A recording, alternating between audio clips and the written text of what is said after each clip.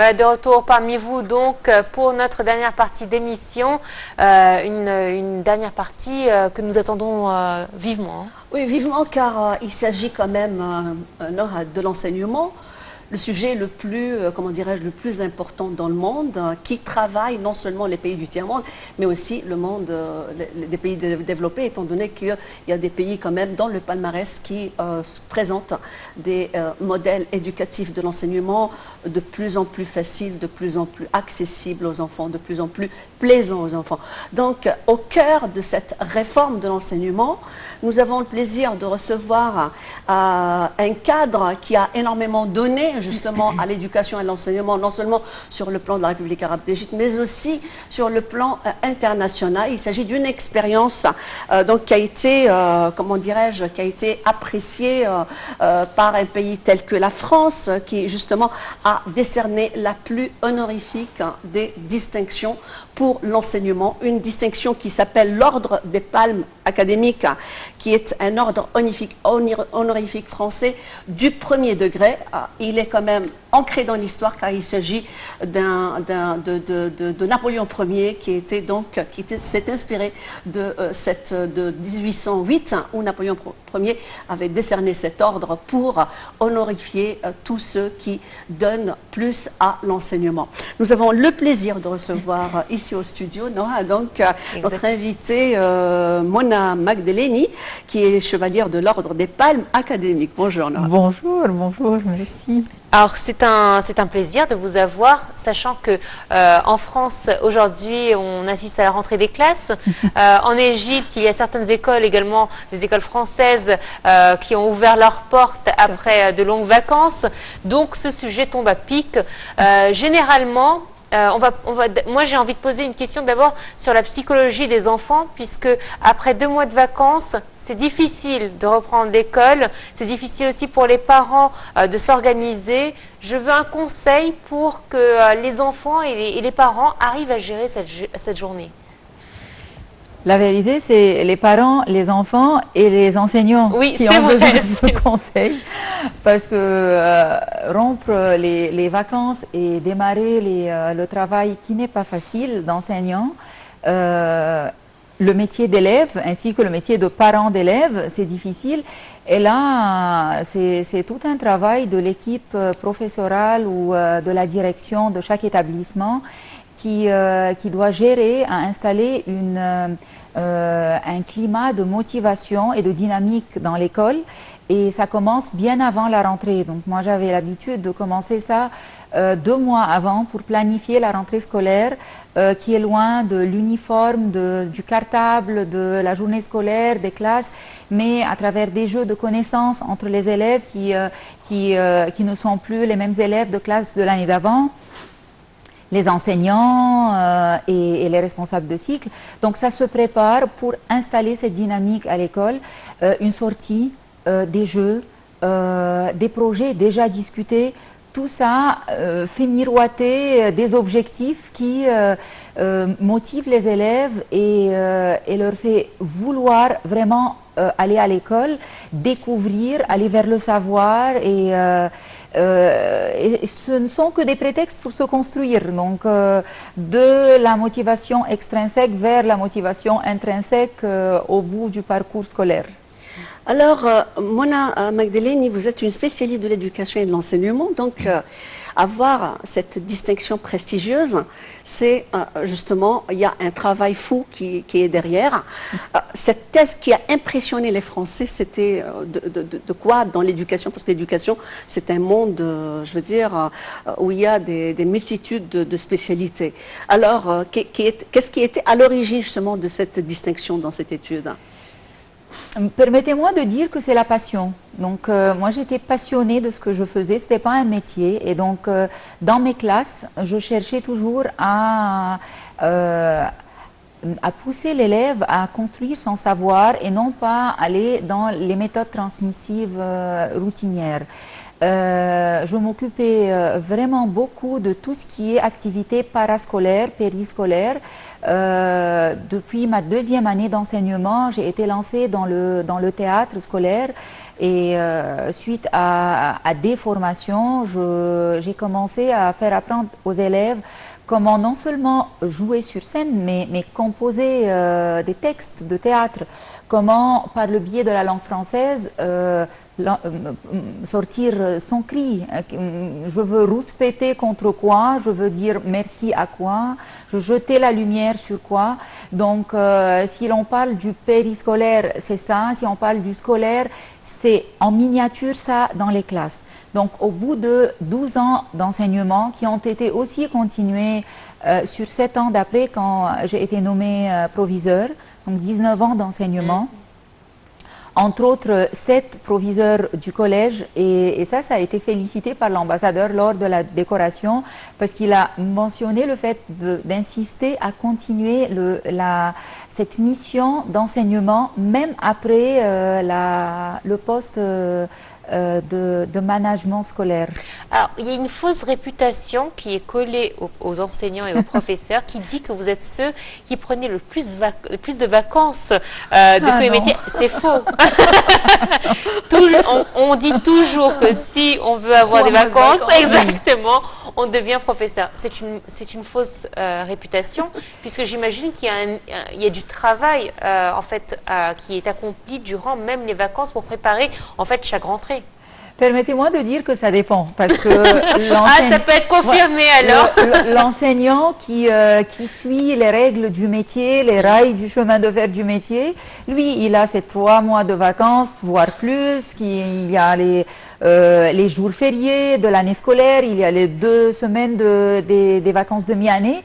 Et c'est juste la rentrée dans les classes, les 2 mots et la sortie. Puis là, oui, ils ont raison. Mais pour le prof passionné, pour le prof qui cherche à aller au-delà de ça, qui voit sa vocation, non, il n'y a pas ça. Il n'y a presque pas de vacances parce qu'une année s'enchaîne avec, on a à peine fini une année que la suivante, elle avait déjà commencé.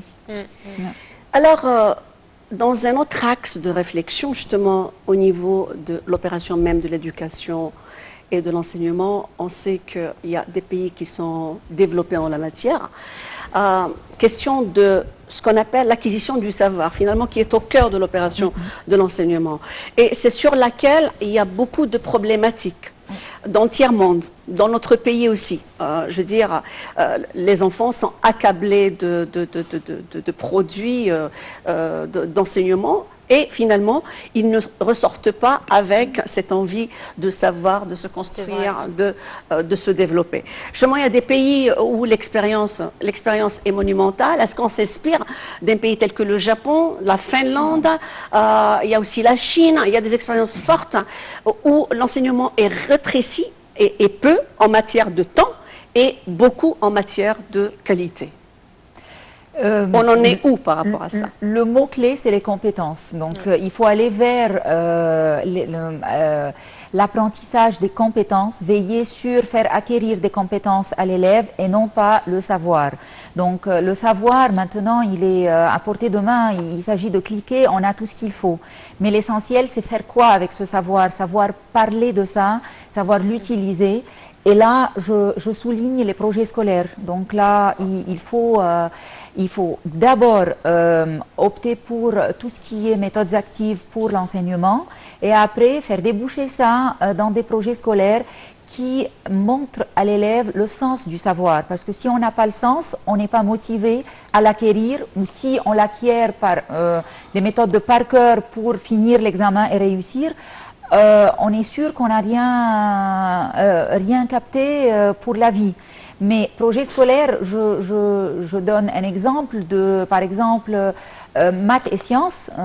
Les élèves n'arrêtent de se poser des questions, mais moi je ne serai pas médecin plus tard, donc pourquoi sciences? Je ne ferai pas le métier d'ingénieur, pourquoi maths? Et si cela débouche dans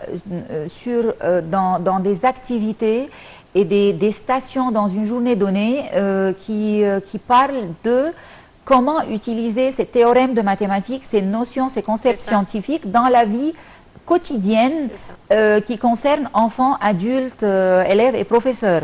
Voilà un exemple. Un autre exemple, pour ne pas en parler trop, mais du théâtre, les règles de grammaire et le vocabulaire, tout ça qui doit être étudié par cœur, disons, si ça débouche dans sur la construction de phrases, de tirades, la construction d'une personnalité, rentrer dans la peau d'un personnage de théâtre, là, l'élève a le pourquoi étudier les règles de grammaire, le pourquoi j'ai besoin de savoir tout ce lexique de, et on a des tas de lexiques, le réemploi dans des projets scolaires qui donnent sens au savoir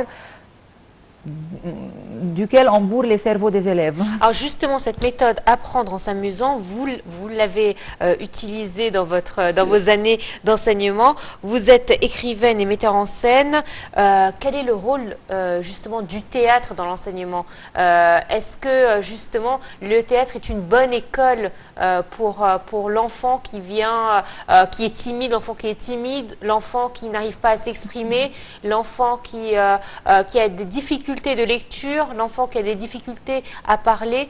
Dites-nous justement les bienfaits du théâtre dans l'éducation. Je ne peux pas vous décrire, c'est magique. C'est magique parce que au premier abord, on croit que pour intégrer une troupe de théâtre, il faut être compétent théâtralement parlant, mais c'est pas ça. Le théâtre, surtout scolaire, a été fait pour transformer les élèves, pour les aider à aller de l'avant quant à la prise de parole, l'expression de soi.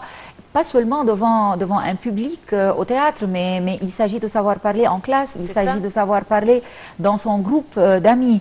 Donc, par des exercices de théâtre, par ces liens tissés très fortement par l'animateur de théâtre dans un petit groupe, l'élève commence à s'essayer. Confiance gagnée, s'agrandit pour, à la fin de l'année, affronter un public de 200-300 personnes, entre autres connues et pas connues. Et là c'est vraiment la victoire. Après, on risque de finir, de couper court avec le théâtre, mais l'impact, je ne dirais pas l'effet, parce que l'effet, c'est au bout de l'année, mais l'impact, c'est sur la vie.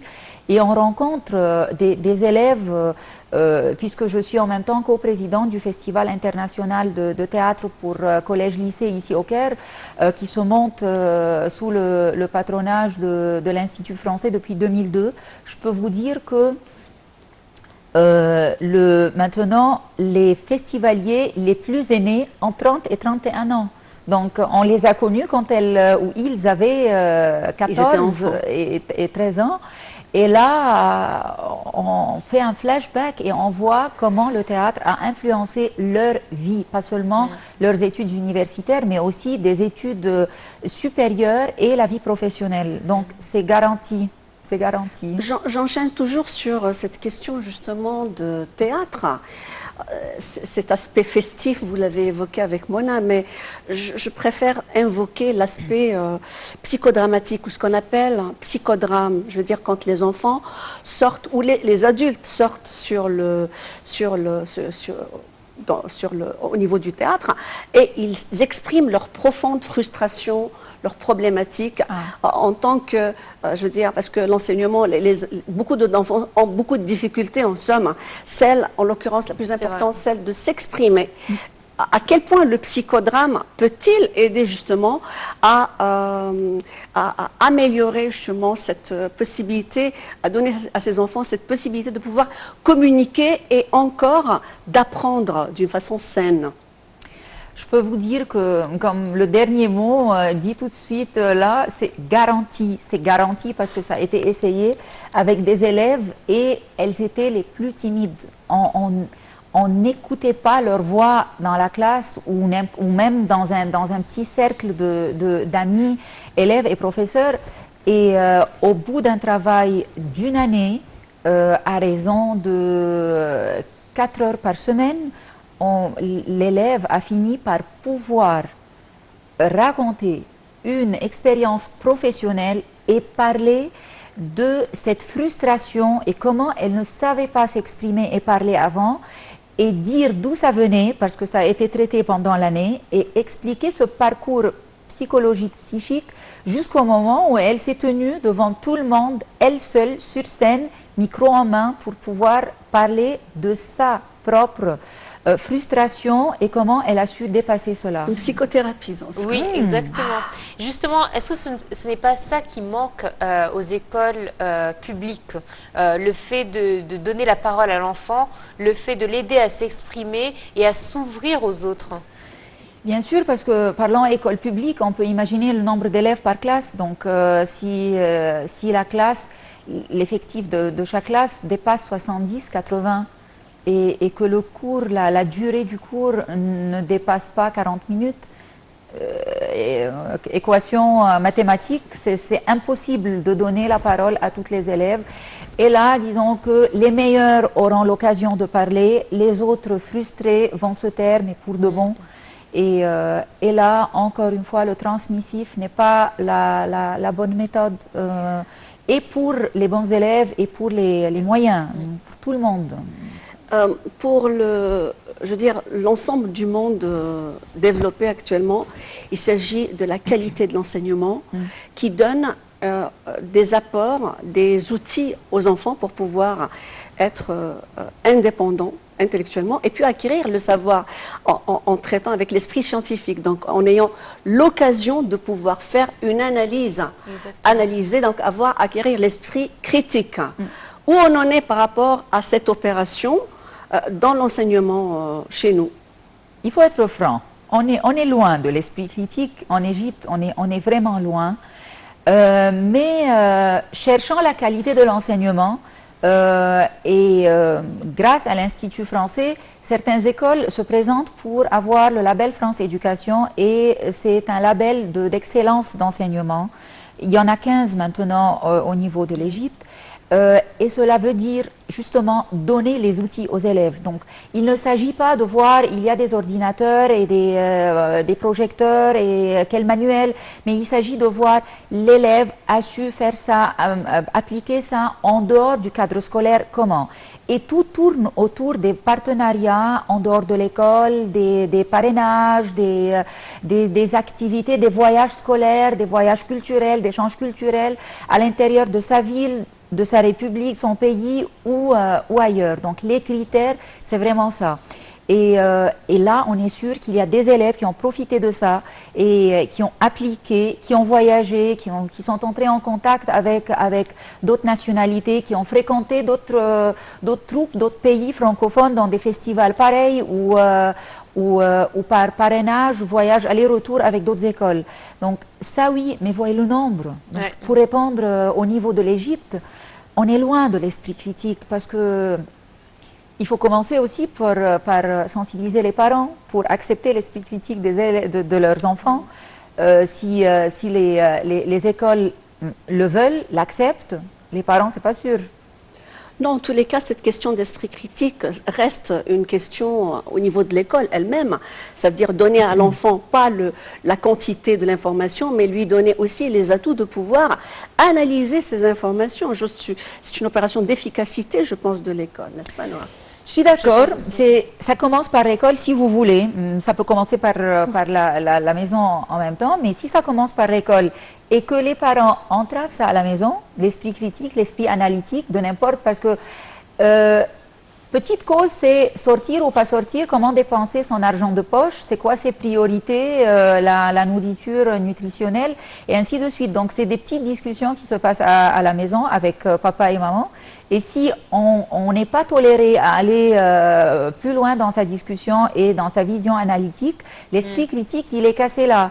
Donc, on a beau essayer de le renforcer à l'école, mais non. Donc, seulement c'était pour souligner le rôle des parents. Les parents vraiment ont besoin d'être sensibilisés pour accepter et faire promouvoir cet esprit critique chez l'élève. Alors, je vais rester sur la notion de parent. Quand un parent a inscrit son enfant dans une école française ou dans une école francophone, il est à la recherche de quoi? Qu'est-ce qu'il souhaite donner à son enfant qu'il ne trouvera pas ailleurs? Bon, mais il y a le club fan de la culture française, de la littérature française, parce que c'est pas que la langue. Donc, quand on cherche la langue française, on cherche derrière l'esthétique, on cherche derrière la culture, la civilisation, le savoir, le monde des étiquettes. Donc, c'est ça essentiellement ce qu'on cherche. Parce qu'actuellement, les parents ne sont pas nécessairement francophones. Peut-être il y a 30 ou 40 ans, les francophones amenaient leurs enfants dans des écoles francophones, mais actuellement, ce n'est pas le cas, presque pas le cas. Et même des francophones scolarisent leurs enfants dans des écoles anglophones. Peut-être parce que l'anglais est la première langue, voilà, donc, et la mode, et les chansons, et les feuilletons. Mais je suis très fière de dire le français reste le français, reste à sa place, va de l'avant. L'ouverture des filières francophones dans les différentes facultés prouve que le français, pas seulement garde sa place, mais devient encore plus vaste et a ses demandeurs. Ok, qui dit français, en parlant de la francophonie justement, que d'après vous est en expansion ici en République arabe d'Égypte, je prendrais l'aspect plutôt culturel, qui se croise justement avec l'esprit, avec la francophonie, la promotion de la culture. Et quand on parle de l'enseignement des enfants, je veux dire par exemple des classes primaires, on voit qu'il y a une vingtaine d'années, les textes qui étaient, je veux dire, présentés à un enfant étaient universels. Il y avait des extraits de Victor Hugo, des extraits de la vendeuse des allumettes, des extraits de l'enfant, les fables de La Fontaine, voilà, les plus grands auteurs internationaux. Or qu'aujourd'hui, on avait la disparition de ce genre, justement, de missives ou de messages. Est-ce que finalement, l'aspect culturel actuellement qui présente beaucoup de lacunes ne devrait pas demander à ce qu'il y ait un rappel justement de ce genre de culture pour pouvoir redynamiser l'aspect culturel de l'enseignement. Vous avez tout à fait raison. Vous avez tout à fait raison. Moi, je dirais que cette vague de français langue maternelle contre français langue étrangère a fait que les textes littéraires et cet aspect culturel disparaissent des manuels ou des programmes d'apprentissage de petit âge et puis réapparaître pendant le cycle préparatoire ou secondaire. Mais moi, dans mon expérience, j'ai vraiment essayé de tout mettre depuis le maternel, primaire et plus, insister à avoir des textes intégraux parce que le français facile, c'est facile, mais c'est pas ça ce qu'on veut. Donc le conte de Monte Cristo, français facile, c'est pas ça ce qu'on veut, on veut le texte intégral. Le médecin malgré lui, on le veut intégral pour savourer Molière, pour voir de quoi il s'agissait, pour comprendre le XVIIe siècle et ainsi de suite. Mais simplifier justement, simplifier. Choisir des extraits, mais que ce soit intégral. Donc vous avez raison. Malheureusement, alors, le temps est passé très vite. Merci Mona Magdaleni d'être venue aujourd'hui, donc en ce premier jour de certaines écoles, la rentrée des classes. Bonne rentrée à vous, bonne rentrée à tous les élèves et les parents qui nous regardent. Merci infiniment. Merci à vous et bonne rentrée et bonne continuation. Merci. Merci Nawal. Merci à toi Noah, ça a été un plaisir aujourd'hui. Très belle matinée pour vous sur Night TV International. Plus de programmes. Merci à toi Mona, à toute l'équipe ce matin. Allez, rebonjour.